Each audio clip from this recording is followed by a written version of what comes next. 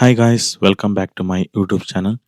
ಇವತ್ತಿನ ವಿಡಿಯೋದಲ್ಲಿ ನಾನು ನಿಮಗೆ ಮೈಕ್ರೋಸಾಫ್ಟ್ ಆಫೀಸ್ 365 ಮತ್ತು 2024 ಪ್ರೊಫೆಷನಲ್ ವರ್ಷನ್ನ ವಿತೌಟ್ ಲೈಸೆನ್ಸ್ ಕೀ ಇಲ್ಲದೆ ಅಫಿಷಿಯಲ್ ಆಗಿ ಮೈಕ್ರೋಸಾಫ್ಟ್ ವೆಬ್ಸೈಟಿಂದ ಯಾವ ರೀತಿಯಾಗಿ ಡೌನ್ಲೋಡ್ ಮಾಡಿ ಇನ್ಸ್ಟಾಲ್ ಮಾಡಿಕೊಂಡು ಯೂಸ್ ಮಾಡೋದು ವಿತೌಟ್ ಪ್ರಾಡಕ್ಟ್ ಆಕ್ಟಿವೇಶನ್ ಅಂತ ನಿಮಗೆ ಸ್ಟೆಪ್ ಬೈ ಸ್ಟೆಪ್ ಗೈಡ್ ಮಾಡ್ತಾ ಹೋಗ್ತೀನಿ.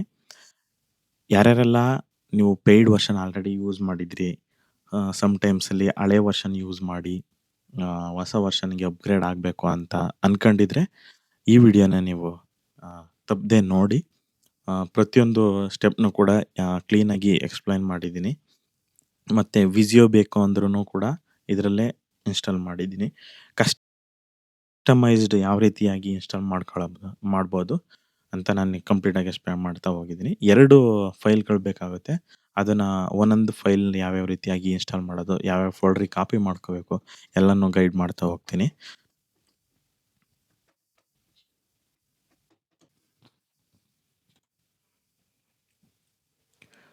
ಮೊದಲನೇದಾಗಿ ನೀವು ಏನು ಮಾಡಬೇಕು ಅಂದರೆ https://config.office.com ಅನ್ನೋದನ್ನು ಸರ್ಚ್ ಮಾಡಿದರೆ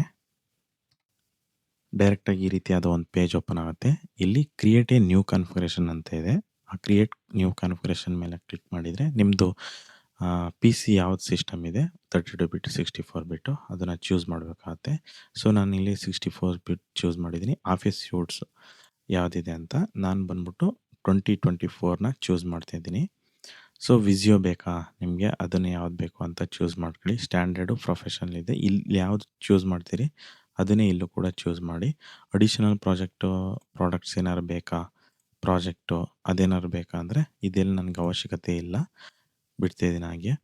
ಇಲ್ಲಿ ಲೇಟೆಸ್ಟ್ ವರ್ಷನು ಯಾವ್ದು ಬೇಕು ಅಥವಾ ಇದೇನೋ ಹಾಗೆ ಬಿಡಿ, ಏನು ಸಮಸ್ಯೆ ಏನಿಲ್ಲ. ನೆಕ್ಸ್ಟ್ ಬಂದು ಲ್ಯಾಂಗ್ವೇಜು ಇಂಗ್ಲೀಷ್ ಸೆಲೆಕ್ಟ್ ಮಾಡ್ಕೊಳ್ಳಿ. ನಿಮ್ಮ ಲ್ಯಾಂಗ್ವೇಜು ಯಾವುದಿದೆ ಅದನ್ನು ಚೂಸ್ ಮಾಡ್ಕೊಳ್ಳಿ. ನೆಕ್ಸ್ಟು ಇಲ್ಲಿ ಎಕ್ಸ್ಪೋರ್ಟ್ ಅಂತ ಇದೆಯಲ್ಲ, ಇದನ್ನು ಎಕ್ಸ್ಪೋರ್ಟ್ ಮಾಡ್ಕೋಬೇಕಾಗತ್ತೆ. ಎಕ್ಸ್ಪೋರ್ಟಲ್ಲಿ ಆಫೀಸ್ ಓಪನ್ XML ಫಾರ್ಮ್ಯಾಟ್ ಅಂತ ಇದೆಯಲ್ಲ, ಈ ಫಾರ್ಮ್ಯಾಟ್ನ ಓಕೆ ಮಾಡಿ. ಸೊ ಟರ್ಮ್ಸ್ ಆ್ಯಂಡ್ ಕಂಡೀಷನ್ನ ಅಗ್ರಿ ಮಾಡಿ. File name configuration by default ತಗೊಳುತ್ತೆ. ಎಕ್ಸ್ಪೋರ್ಟ್ ಮಾಡಿ. ಫೈಲ್ ಕೇಳುತ್ತೆ ಅದು ಎಲ್ಲಿ ಎಕ್ಸ್ಪೋರ್ಟ್ ಮಾಡಬೇಕು ಅಂತ. ಸೊ ನಾನು ಡೌನ್ಲೋಡ್ ಫೋಲ್ಡ್ರಲ್ಲಿ ನಾನೊಂದು ನ್ಯೂ ಫೋಲ್ಡರ್ನ ಕ್ರಿಯೇಟ್ ಮಾಡ್ಕೊತೀನಿ.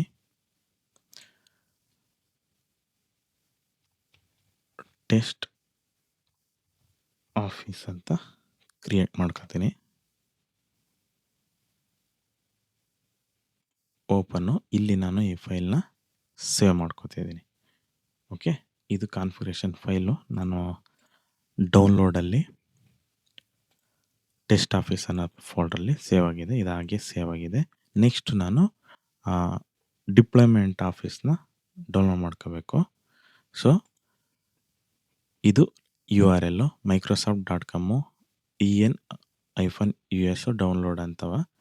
ಈ ಪೇಜ್ನ ರಿಫ್ರೆಶ್ ಮಾಡ್ತಾಯಿದ್ದೀನಿ. ನಾನು ಆಲ್ರೆಡಿ ಇದು ಮಾಡೋದ್ರಿಂದ ಇಲ್ಲಿ ಡೌನ್ಲೋಡ್ ಅಂತ ಇದೆಯಲ್ಲ, ಈ ಡೌನ್ಲೋಡ್ ಮೇಲೆ ಕ್ಲಿಕ್ ಮಾಡಿದರೆ ನಿಮಗೆ ಈ ರೀತಿಯಾದ ಒಂದು ಇದನ್ನು ಕೇಳುತ್ತೆ, ಎಲ್ಲಿ ಡೌನ್ಲೋಡ್ ಮಾಡಬೇಕು ಅಂತ.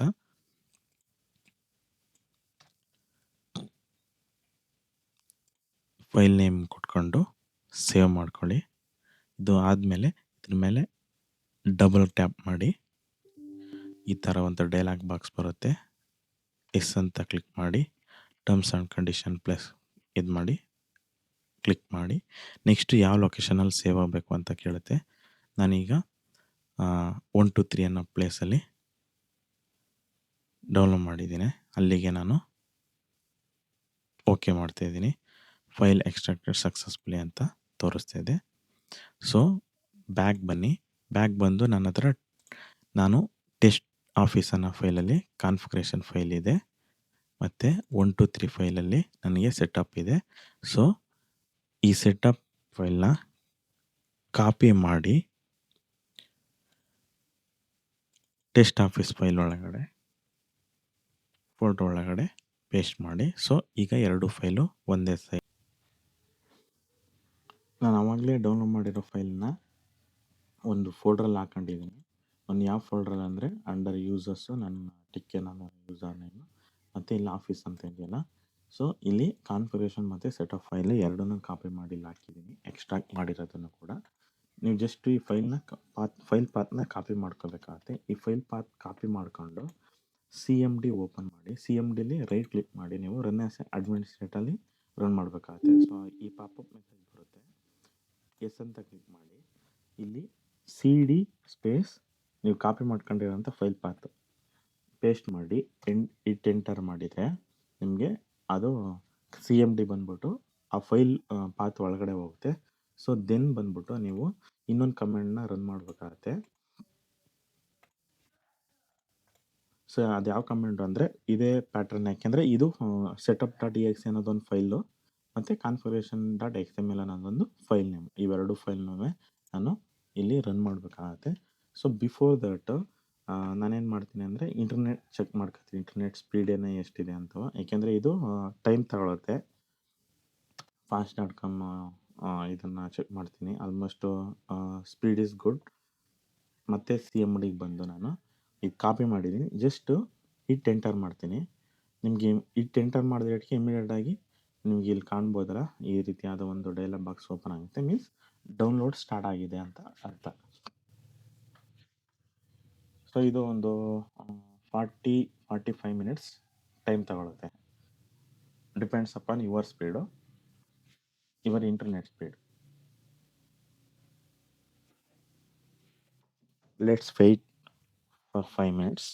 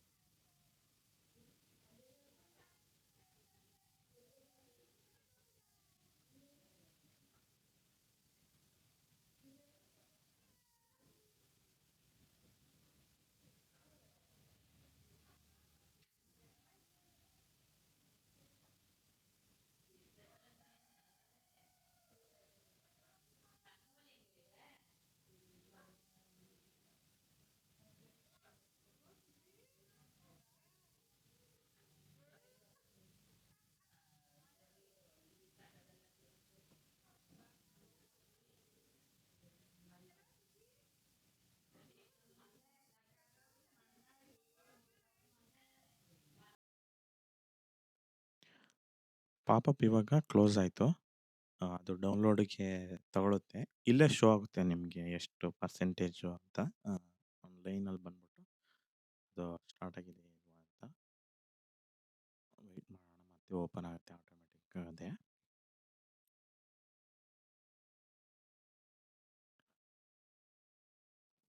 ಡೈಲಿ ಬೇಸಿಸಲ್ಲಿ ಯಾರ್ಯಾರು ಆಫೀಸ್ನ ಯೂಸ್ ಮಾಡ್ತೀರಿ ಅವರಿಗೆ ಫ್ರೀ ವರ್ಷನ್ ಅಂತಲೂ ಕೂಡ ಹೇಳ್ಬೋದು. ಇದು ಈಸಿಯಾಗಿರುತ್ತೆ ನಿಮಗೆ.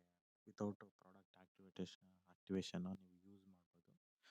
ಯಾವುದೇ ರೀತಿಯಾದ ಒಂದು ವೈರಸ್ ಇರೋ ಅಂಥ ಫೈಲ್ ಏನಲ್ಲ ಇದು.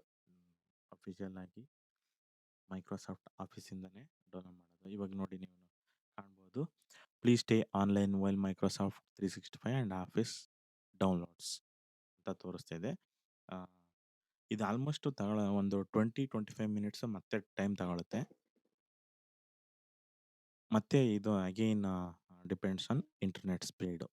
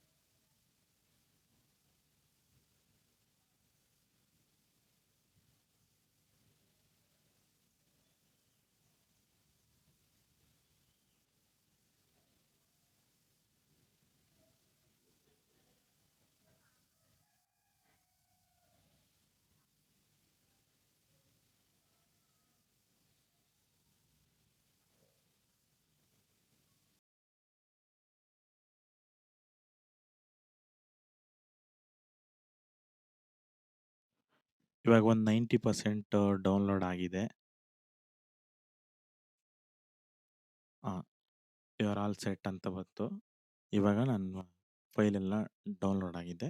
ಸೊ ನಾನೇನು ಮಾಡ್ತೀನಿ ಅಂದರೆ ಇವಾಗ CMD ಇದನ್ನು ಈ ವಿಂಡೋ ಎಲ್ಲನೂ ಕ್ಲೋಸ್ ಮಾಡಿ ನನ್ನ ಪಿ ಸಿನ ಒಂದ್ಸಲ ರಿಬೂಟ್ ಮಾಡ್ತೀನಿ.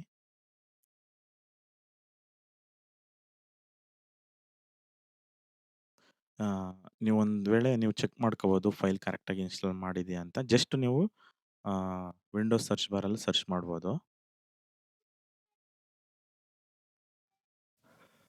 ಸೊ ನೀವು ನೋಡ್ಬೋದು ಕಂಪ್ಲೀಟಾಗಿ ಇನ್ಸ್ಟಾಲೇಷನ್ ಆಗಿದೆ ಇವಾಗ. ಸೊ ಕ್ಲೋಸ್ ಮಾಡ್ತಾಯಿದ್ದೀನಿ. ಇದಾದಮೇಲೆ ಒಂದ್ಸಲ ಪಿ ಸಿನ ನೀವು ರಿಬೂಟ್ ಮಾಡಬೇಕಾಗತ್ತೆ. ನೀವು ಚೆಕ್ ಮಾಡ್ಕೊಳ್ಳಿ, ಹಿಂಗೆ ಓಪನ್ ಮಾಡಬಾರ್ದು ಯಾವುದೇ ಒಂದು ಅಪ್ಲಿಕೇಶನ್, ವಿಸಿಯೋ, ವರ್ಡ್ ಇದೆಲ್ಲ. ಜಸ್ಟ್ ನೀವು ರೀಸ್ಟಾರ್ಟ್ ಮಾಡಿ. ಸೊ ಇವಾಗ ನಾನು ಯಾವ್ದಾರ ಒಂದು ವರ್ಡ್ ಅಥವಾ ಇದನ್ನು ಓಪನ್ ಮಾಡ್ತೀನಿ. 2021 ಅಂತ ಬರ್ತಾ ಇದೆ.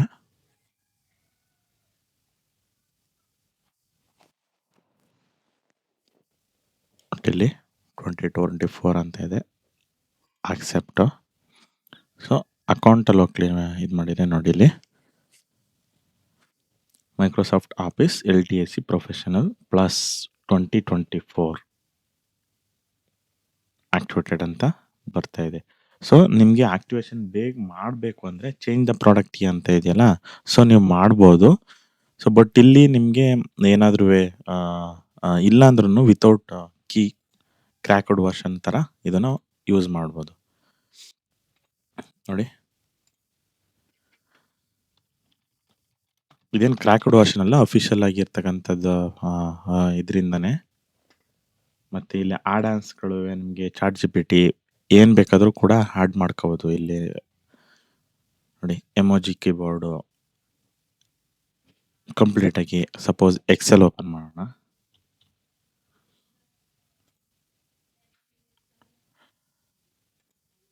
ನೋಡಿ ಎಷ್ಟು ಈಸಿಯಾಗಿ ಓಪನ್ ಆಗ್ತಿದೆ ನೋಡಿ. ಇದರಲ್ಲೂ ಫೈಲಲ್ಲಿ ಹೋಗ್ಬಿಟ್ಟು ಅಕೌಂಟ್ ಚೆಕ್ ಮಾಡಿದರೆ ಮೈಕ್ರೋಸಾಫ್ಟ್ ಆಕ್ಟಿವೇಶನ್ ರಿಕ್ವೈರ್ಡ್ ಅಂತ ಬರ್ತಾ ಇದೆ. ಬಟ್ ಈವನ್ ತಲೆ ಕೆಡಿಸ್ಕೊಳ್ಳೋ ಅವಶ್ಯಕತೆ ಇಲ್ಲ, ಏಕೆಂದರೆ ಇದು ಆಲ್ರೆಡಿ LTSC ಇದ್ರ ಲೆವೆಲಲ್ಲಿ, ಅಂದರೆ ವಾಲ್ಯೂಮ್ ನಂಬರ್ ಆಫ್ ವಾಲ್ಯೂಮ್ ಲೆವೆಲಲ್ಲಿ, ಅಂದರೆ ಮೋರ್ ದೆನ್ 6000 7000 ಯೂಸರ್ಸ್ ಯೂಸ್ ಮಾಡ್ತಾರಲ್ಲ ಆ ಥರ ಇದು ಗ್ರೂಪಲ್ಲಿ ಎನಬಲ್ ಆಗಿದೆ, ಅಂದರೆ ಆಕ್ಟಿವೇಟ್ ಆಗಿದೆ. ಸೊ ಇದಿಷ್ಟು ಫ್ರೆಂಡ್ಸ್ ಯಾವ ರೀತಿಯಾಗಿ ಮೈಕ್ರೋಸಾಫ್ಟ್ 2024ನ ಯೂಸ್ ಮಾಡೋದು ಇನ್ಸ್ಟಾಲ್ ಮಾಡೋದು ಅಂತ. ಇದರಲ್ಲಿ ಮೆನಿ ಅಪ್ಲಿಕೇಶನ್ಸ್ಗಳಿದ್ದಾವೆ. ವಿಸಿಯೋ ಯಾವ್ದು ಬೇಕಾದ್ರೂ ನಾವು ಯೂಸ್ ಮಾಡ್ಬೋದು. ಡಯಾಗ್ರಾಮ್ನ ಇದು ಮಾಡೋದಕ್ಕೆ ಬೇಸಿಕ್ ಡಯಾಗ್ರಾಮ್ ನೋಡಿ. ಇಲ್ಲಿ ಯಾರು ನೆಟ್ವರ್ಕಲ್ಲಿ ವರ್ಕ್ ಮಾಡ್ತೀನಿ ಅಂದರೆ ಎಲ್ಲ ರೀತಿಯಾದ ವಿಸಿಯೋ ಗಿಸಿಯೋ ಎಲ್ಲನೂ ಇದು ಮಾಡ್ಬೋದು ನೋಡಿ. ರೆಕ್ಟ್ಯಾಂಗಲ್ಲು, ಸ್ಕ್ವೇರು ಎಲ್ಲ ಇದು ನಿಮ್ಗೆ ಫ್ರೀಯಾಗಿ ಸಿಗುತ್ತೆ ನೋಡಿ. ಇದಿಷ್ಟು ಈ ವಿಡಿಯೋನ ನಿಮ್ಮ ಫ್ರೆಂಡ್ಸಿಗೆ, ನಿಮ್ಮ ಯಾರಿಗೆ ಮೈಕ್ರೋಸಾಫ್ಟ್ ಆಫೀಸು ಫ್ರೀಯಾಗಿ ಬೇಕೋ ಅವರಿಗೆ ಶೇರ್ ಮಾಡಿ. ಇನ್ನು ನಿಮ್ಗೆ ಏನಾರು ಬಂತು ಅಂದರೆ ಕಮೆಂಟಲ್ಲಿ ಪಿಂಗ್ ಮಾಡಿ. ಅದು ಏನಾರು ಬಂದರೆ ನಾನು ಅದರ ರಿಲೇಟೆಡ್ ವಿಡಿಯೋ ಮಾಡಿ ನಿಮಗೆ ಅಪ್ಡೇಟ್ ಮಾಡ್ತೀನಿ. Thank you for watching video.